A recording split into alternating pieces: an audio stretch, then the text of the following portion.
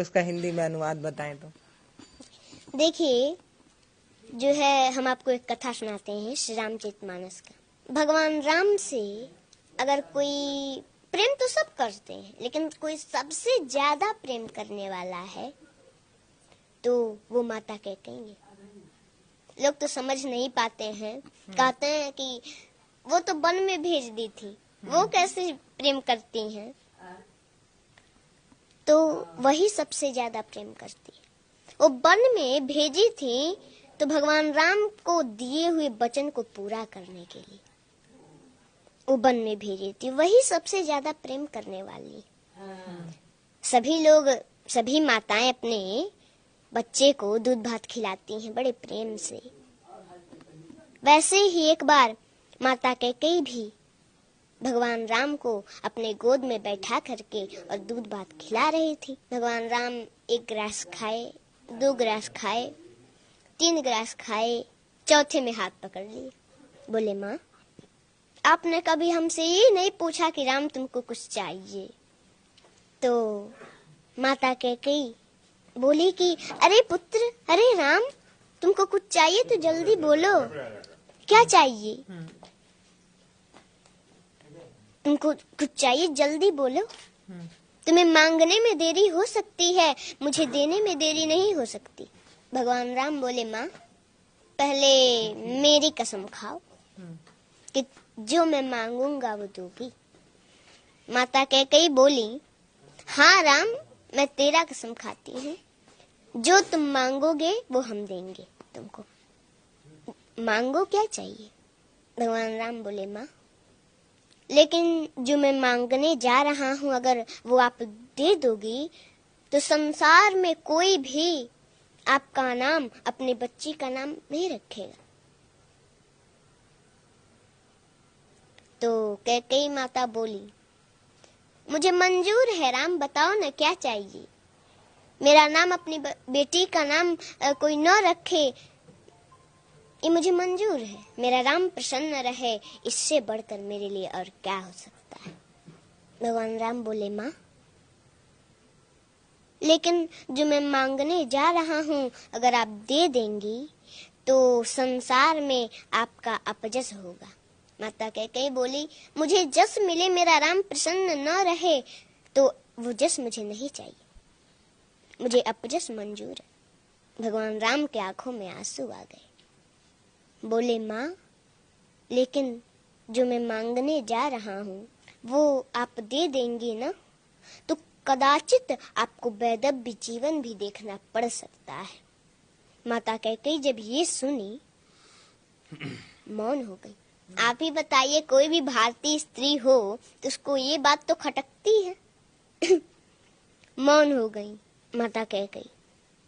थोड़ी देर मौन रही, फिर कुछ देर के बाद बोली, राम, मुझे कदाचित वैदव्य जीवन ही क्यों ना देखना पड़े, वो भी मुझे मंजूर है। बताओ तुम्हें क्या चाहिए। भगवान राम बोले, माँ, एक समय ऐसा आएगा, मेरा विवाह होगा, मैं फिर अयोध्या आऊंगा और उस समय हमारे लिए आपको 14 वर्षों का वनवास मांगना पड़ेगा। जब कैकेयी माता वनवास सुनी तो तुरंत धड़ाम से गिर पड़ी, जमीन पर बेहोश हो गई। भगवान राम ने जल से छींटा मारे तो कुछ देर के बाद होश आया। उठ के बैठी, थोड़ी देर मौन है, फिर बोली, राम, रो रही हैं?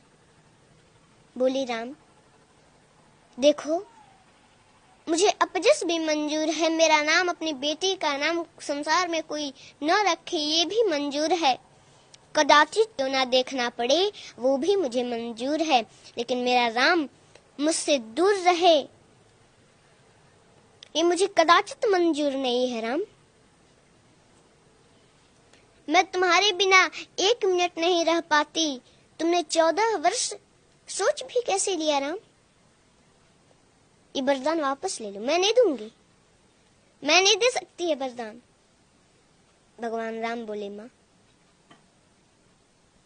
आपको ये वरदान देना होगा क्योंकि आपने हमारी कसम खाई है, और अगर मैं बन नहीं गया तो सरभंग ऋषि की जो है मांस गल चुके हैं, बस हड्डियां बची हैं जो कि अब सूख रही हैं।